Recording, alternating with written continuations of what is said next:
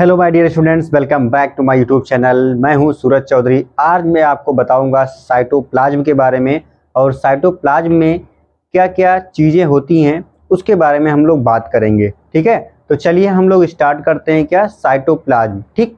तो हमने अभी आपको बताया था क्या, सेल वॉल और प्लाज्मा मेम्ब्रेन मैंने आपको पढ़ाया। तो उसके बाद किसका नंबर आता है? साइटोप्लाज्म का नंबर आता है। चलिए स्टार्ट करते हैं। क्या साइटोप्लाज्म, ठीक।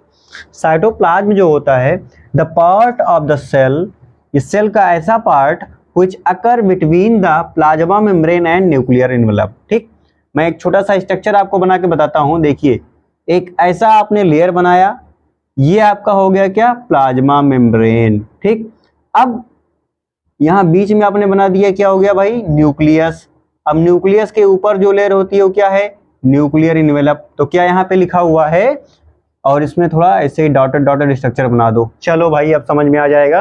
The parts of the cell which occurs between the plasma membrane and nuclear membrane. ऐसा पार्ट किसका, सेल का, जो प्लाज्मा मेम्ब्रेन और न्यूक्लियर एनवेलप के बीच में मिल रहा है, वही क्या है आपका, साइटोप्लाज्म है। ठीक है, वही क्या है, साइटोप्लाज्म है। अब साइटोप्लाज्म क्या है आप समझ गए होंगे। ये जेली लाइक सब्सटेंस होता है, लिक्विड होता है। ठीक, जेली लाइक सब्सटेंस है ये, और लिक्विड सब्सटेंस है। ठीक, ये जेली लाइक सब्सटेंस होता है, लेकिन ये मेनली बना किसका होता है। ठीक, तो जो साइटोप्लाज्म होता है वो मेनली कंपोज्ड ऑफ किस किस का ये बना होता है, साल्ट का, शुगर का, वाटर का। ठीक, mainly composed of water, salt, sugar, protein, ठीक है, एंड सस्पेंडेड सेल्स। ठीक है, इन सब का ये बना होता है। ठीक है, किस किस का बना है ये आपका, ये mainly composed of water, salt, protein and suspended cell organelles. ठीक है, अब ये साइटोप्लाज्म किसका बना हुआ है भाई, अब आपको जानना है, समझना है कि ये लिक्विड है, जेली लाइक सब्सटेंस है।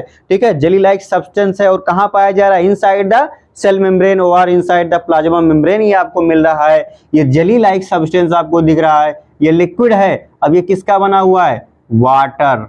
किसका बना हुआ है, वाटर, साल्ट, ठीक है, शुगर, ठीक है, और जो कुछ सस्पेंडेड जो इसी में मिले हुए होते हैं सेल ऑर्गेनेल्स भी इसमें आपको देखने को मिल जाएंगे। ठीक, तो ये था, ये किसके किसके किन किन चीजों से मिलकर के बना हुआ है वो मैंने आपको बताया।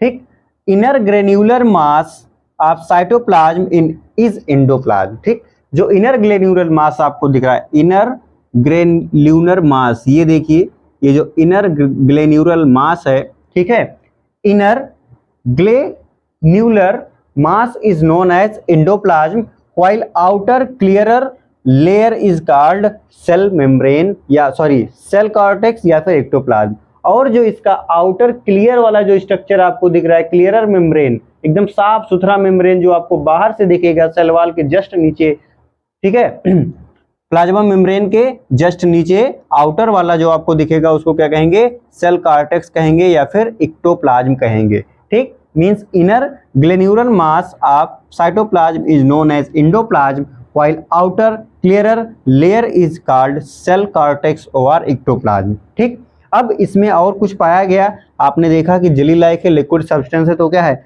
It consist of aqueous ground substance. इसमें क्या पाया गया भाई, एक्वस ग्राउंड सब्सटेंस पाया गया, मींस वही जो लिक्विड जेली लाइक सब्सटेंस पाया गया उसमें क्या होता है, साइटोसॉल होता है। क्या होता है, साइटोसॉल होता है। और आप पहले ही जान गए, वाटर, साल्ट, शुगर और जो कुछ भी सेल ऑर्गेनेल्स जो सस्पेंडेड है उन सब से ये मिलकर के बना हुआ है। ठीक, अब जो आपका साइटोसॉल है वो तो आप जानते ही हैं कि साइटोसॉल क्या है भाई, एक्वस ग्राउंड सब्सटेंस है। तो साइटोसॉल कंसिस्ट ऑफ, यहाँ पे अब हम लोग किसके बारे में पढ़ रहे हैं, साइटोसॉल के बारे में पढ़ रहे हैं। अब यहीं तक आपका क्या था, 1 2 3, जो 3 पॉइंट यहाँ पे लिखा हुआ साइटोप्लाज्म है उसके नीचे वाला क्या है, साइटोसॉल है। क्या है, साइटोसॉल है। ठीक है, अब साइटोसॉल के बारे में पढ़ते हैं। तो it contain system of protein fibres called cytoskeleton.